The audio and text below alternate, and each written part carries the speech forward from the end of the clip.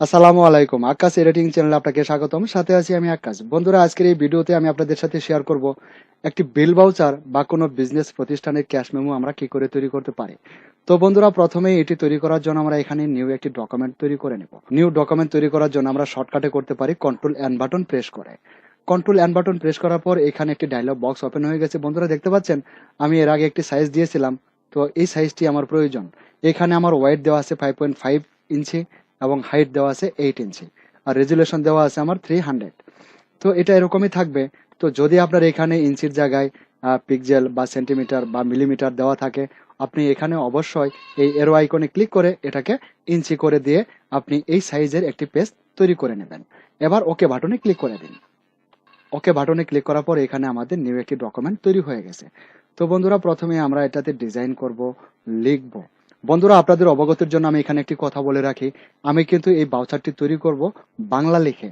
তো বাংলা লেখার জন্য ফটোশপে বাংলা কিভাবে লিখতে হবে, আপনি অব্র কিবোর্ড কি করে ব্যবহার করবেন, তারপর বিজয় 52 কি করে ব্যবহার করবেন ফটোশপে, এই বিষয়গুলোর উপরে আমি 2টি ভিডিও তৈরি করেছি এবং ভিডিও দুটি আমার চ্যানেলে বিদ্যমান রয়েছে।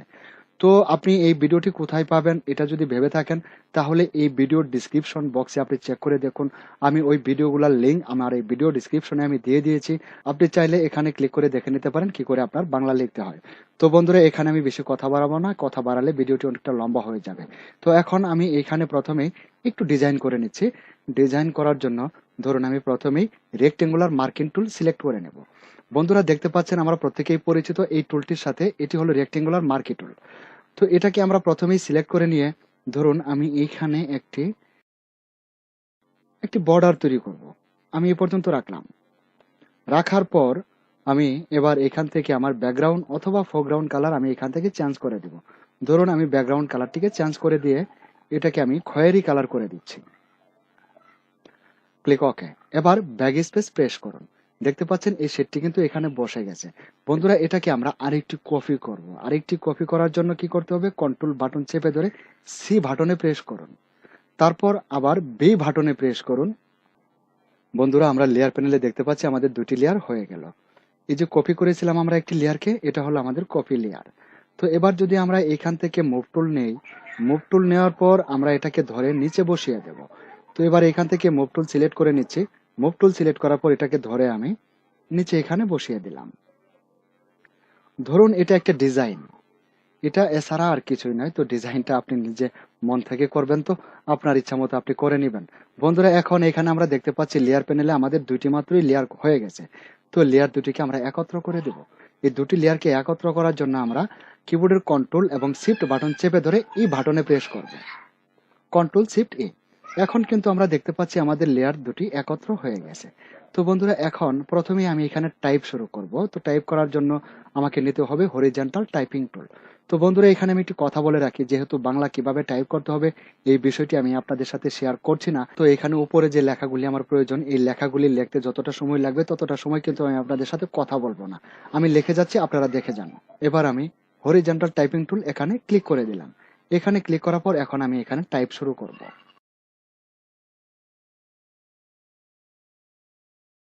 বন্ধুরা, আপনারা দেখতে পাচ্ছেন আমি কিন্তু বিসমিল্লাহির রহমানুর রহিম লিখেছি। তো এখন আমি আরো যে লেখাগুলি লিখবো, ওই লেখাগুলি কি এই ফ্রন্টে বা এই সাইজে আমি কি করে লিখতে পারি, তাহলে এখান থেকে আমাকে মুভ টুল সিলেক্ট করতে হবে। মুভ টুল সিলেক্ট করার পর আমি এই লেখাটিকে আরেকটি কপি করব। এই লেখাটিকে আরো একটি কপি করার জন্য কিবোর্ডের শিফট এবং অল্ট বাটন চেপে ধরে মাউস ড্র্যাগ করে এটা নিচে টানুন। দেখতে পাচ্ছেন ওখান থেকে এখানে আরেকটি কপি বেরিয়ে আসছে। তো এখন আমরা এটাতে লিখবো। ধরুন আমি এটাকে এখানে রাখলাম। রাখার পর আমি আবারও হরিজন্টাল টাইপিং টুল সিলেক্ট করে নিলাম। নেওয়ার পর এটাতে ক্লিক করে দিলাম।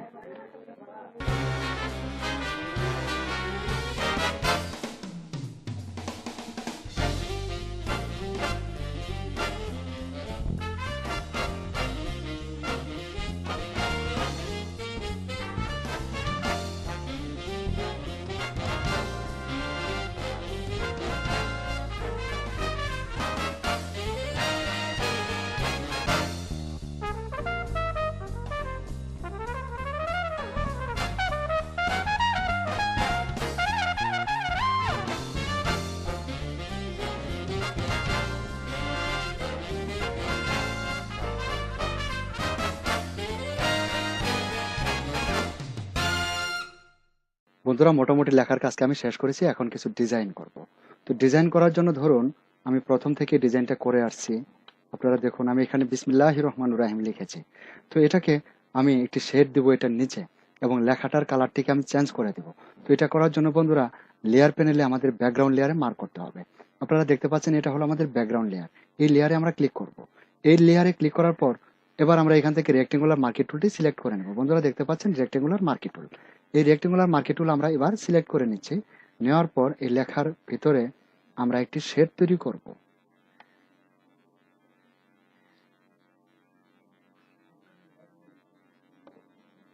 ধরুন এ পর্যন্ত রাখলাম।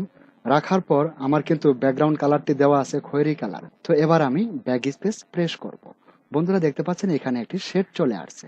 তো এখন যদি আমি লেখাটির কালার চেঞ্জ করতে চাই, তাহলে এখান থেকে আমাকে হরিজন্টাল টাইপিং টুলে ক্লিক করতে হবে।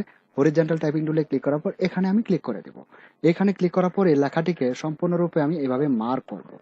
এভাবে মার্ক করার পর আমি এই যে দেখতে পাচ্ছেন এখানে কালার দেওয়া আছে, এই কালারে আমি ক্লিক করে দেব। এই কালারে ক্লিক করার পর এটাকে আমি একদম সলিড হোয়াইট করে দিচ্ছি। ব্যাস, এটা এই অবস্থায় থাকলো। তারপর বন্ধুরা আমরা দেখতে পাচ্ছি আকাশ এডিটিং অ্যান্ড কোং। তো এটাকে আমরা এবার চেঞ্জ করব। তো এখান থেকে হরিজন্টাল টাইপিং টুলে ক্লিক করুন এবং এই লেখার উপরে ক্লিক করে দিন। তারপর এভাবে লেখাটিকে এভাবে মার্ক করুন। মার্ক করার পর এখান থেকে যে কোনো একটি কালার আপনি চয়েস করে দিন। আচ্ছা, এরকম থাকলো। তারপর বন্ধুরা আমরা এখানে দেখতে পাচ্ছি প্রোভাইডর। তো প্রোভাইডরের পিছনে আমরা একটি শেড দেব। তো এটা শেডটি দেওয়ার জন্য আমরা কি করব, ব্যাকগ্রাউন্ড লেয়ারে মার্ক করে দেব। বন্ধুরা দেখতে পাচ্ছেন ব্যাকগ্রাউন্ড লেয়ার, এই ব্যাকগ্রাউন্ড লেয়ারে আমরা ক্লিক করে দিচ্ছি।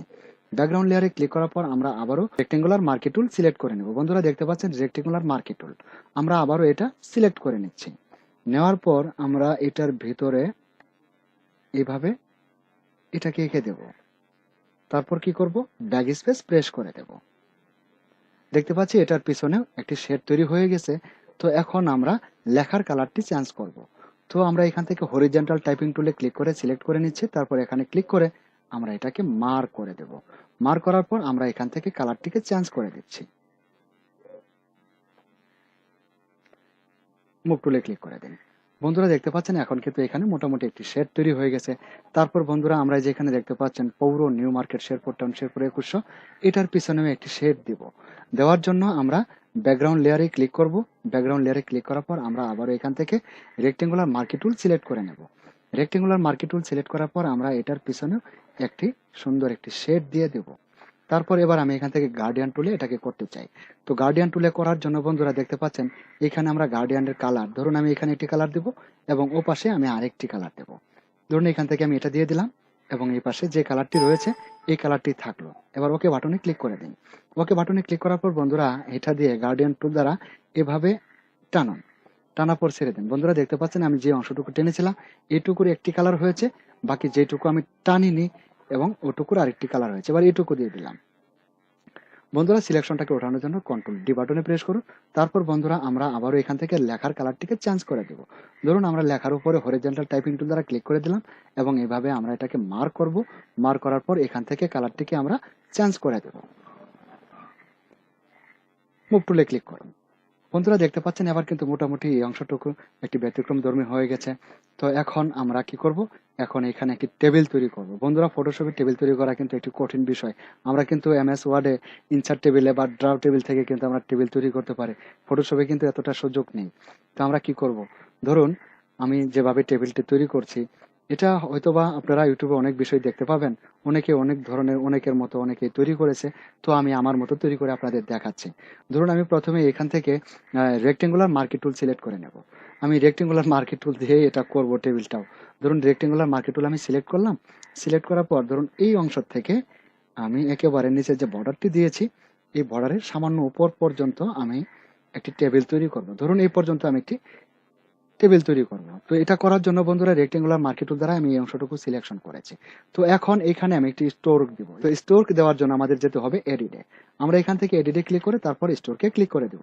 এডিট স্টোর, সরি বন্ধুরা স্টোর এখানে দেখতে পাচ্ছেন স্টোর কিন্তু এখানে ডিজেবল দেখাচ্ছে। কারণটা কি, আমরা স্টোর দ্বারা সিলেকশন করেছি ব্যাকগ্রাউন্ড লেয়ারে, কিন্তু লেয়ার প্যানেলে দেখুন আমাদের কিন্তু মার্ক করা আছে আমরা যে লেখাটিকে লিখেছিলাম এই লেয়ারে। তো আমাদের কি ব্যাকগ্রাউন্ড লেয়ারে মার্ক করে দিতে হবে। বন্ধুরা দেখতে পাচ্ছেন ব্যাকগ্রাউন্ড লেয়ার, এই ব্যাকগ্রাউন্ড লেয়ারে ক্লিক করে দিন। ব্যাকগ্রাউন্ড লেয়ারে ক্লিক করার পর এবার স্টোরকে চলে যান, এডিট থেকে স্টোর। এবার দেখতে পাচ্ছেন এবার কিন্তু এনাবেল রয়েছে। তো এবার স্টোরকে ক্লিক করুন। ক্লিক করার পর বন্ধুরা আমরা ধরুন এইখানে স্টোরকের হোয়াইটটা দেওয়া আছে 5 পিক্সেল, তো এটা 5 পিক্সেলই থাক। এবং এখানে কালার দেওয়া আছে ব্ল্যাক, এটা ব্ল্যাকই থাক। এবং এখানে দেখতে পাচ্ছেন এটা দেওয়া আছে সেন্টারে, তো ধরুন আপনি আউটসাইডে দিতে পারেন, ইনসাইডে দিতে পারেন, এবং সেন্টারে দিলেও কিন্তু হবে। ধরুন আমি ইনসাইডে করে দিচ্ছি। এবার ওকে। সিলেকশনটাকে ওঠানোর জন্য কন্ট্রোল টি। বন্ধুরা দেখতে পাচ্ছেন এখন কিন্তু এখানে একটি বক্স হয়ে গেছে। তো এখন এর ভিতরে কলাম তৈরি করতে হবে, র গুলি তৈরি করতে হবে। বন্ধুরা এগুলি আমরা কি করে তৈরি করব? তো ধরুন আমরা প্রথমেই ব্রাশ টুল সিলেক্ট করব। এটা আমরা ব্রাশ টুল দ্বারা করব। বন্ধুরা দেখতে পাচ্ছেন এখানে আমাদের ব্রাশ টুল রয়েছে, এই ব্রাশ টুল আমরা সিলেক্ট করে নিচ্ছি। ব্রাশ টুল সিলেক্ট করার পর বন্ধুরা আমরা দেখতে পাচ্ছি আমাদের ফোরগ্রাউন্ড কালার কিন্তু দেওয়া আছে ব্ল্যাক, তো ব্ল্যাক কালারই থাকবে। তো ব্রাশ টুল আমরা সিলেক্ট করে নিলাম। নেওয়ার পর ব্রাশ টুলের অপাসিটি এবং ফ্লো এই দুটোকে আমরা 100% করে দিব। তারপর আমরা এখান থেকে একটু হার্ডনেস ব্রাশটা নেব। বন্ধুরা দেখতে পাচ্ছেন এখান থেকে যে কোনো একটি হার্ডনেস ব্রাশ আমরা নিয়ে নিলাম। নেওয়ার পর বন্ধুরা আমরা কিন্তু এবার ব্রাশ টুল দ্বারা এটার কলামগুলি এবং রগুলি আমরা এঁকে দেব। তো ধরুন প্রথমেই আমি একটি খাড়ার র ধরুন ব্রাশ টুল দ্বারা যদি আমরা এভাবে আঁকি, দেখুন কেমন এলোমেলো হয়ে যাচ্ছে। আসলে কিন্তু এটা যার অভিজ্ঞতা আছে, যার হাত একদম পাকা মাউসের ভেতরে, তারও কিন্তু একটু এলোমেলো হয়ে যেতে পারে। কিন্তু এটা সঠিকভাবে আঁকানোর জন্য কি করতে হবে বন্ধুরা, ব্রাশ টুল দিয়ে আমরা এখানে ধরলাম। ধরার পর আমরা কিবোর্ডের শিফট বাটন চেপে ধরবো। কিবোর্ডের শিফট বাটন চেপে ধরার পর মাউস জ্যাক করে টানুন, তাহলে একদম সোজা হয়ে আসবে। আপনি ইচ্ছা করেও কিন্তু এটা তেরা করতে পারবেন না, ভাইয়ের দিকে আঁকা বাঁকা করতে পারবেন না, যদি আপনি শিফট বাটন চেপে ধরে থাকেন। আচ্ছা, তারপর আমরা এদিকে আরেকটি কলাম তৈরি করব।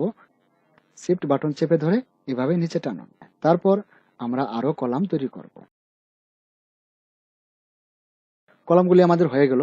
বন্ধুরা এবার আমরা রগুলিকে সেম ভাবে তৈরি করতে পারি, এভাবে আমরা রগুলিও তৈরি করতে পারবো।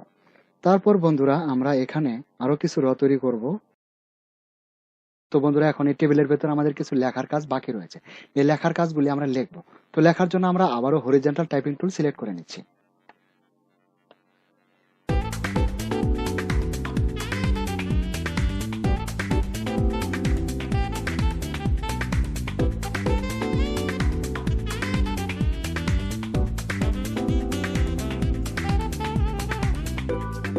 বন্ধুরা দেখতে পাচ্ছেন আমাদের বিল ভাউচারটি কিন্তু তৈরি হয়ে গেছে, কিন্তু এখানে আমাদের আরো সামান্য একটু কাজ বাকি রয়েছে।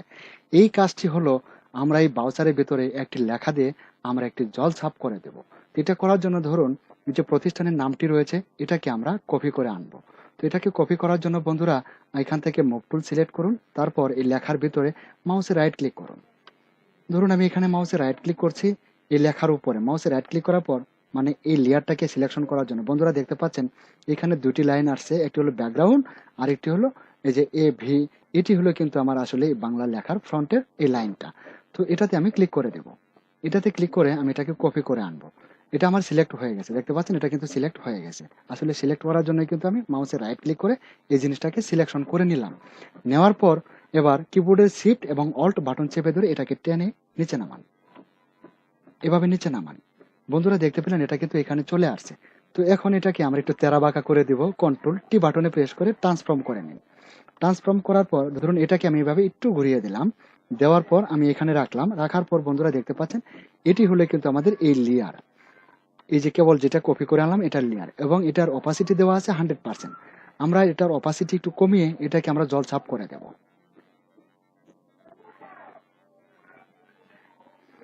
বন্ধুরা দেখতে পেলেন এটা কিন্তু জলছাপ হয়ে গেছে। বন্ধুরা দেখতে পাচ্ছেন আমাদের ব্রাউজারটি কিন্তু সম্পূর্ণরূপে রেডি হয়ে গেছে, কিন্তু লেয়ার প্যানেলে খেয়াল করে দেখুন এখানে কিন্তু অনেকগুলো লেয়ার রয়েছে।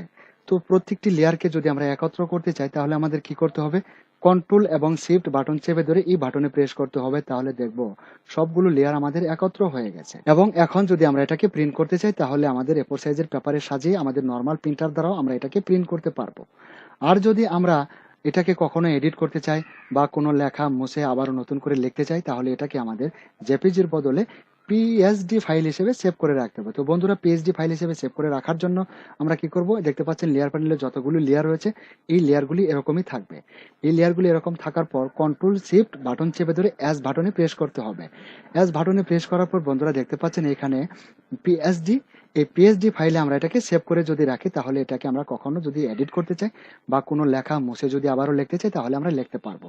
আর যদি এখান থেকে আমরা জেপিজি ফাইলে সেভ করে রাখি আমাদের ডেস্কটপে বা আমাদের হার্ড ডিস্কের কোনো ড্রাইভে, তাহলে কিন্তু এটা একটি মাত্র ফাইলেই সেভ হয়ে থাকবে, এটাকে আমরা এডিট করতে পারবো না।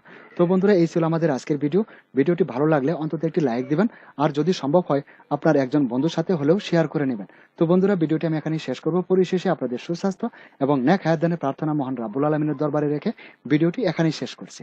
আল্লাহ হাফেজ।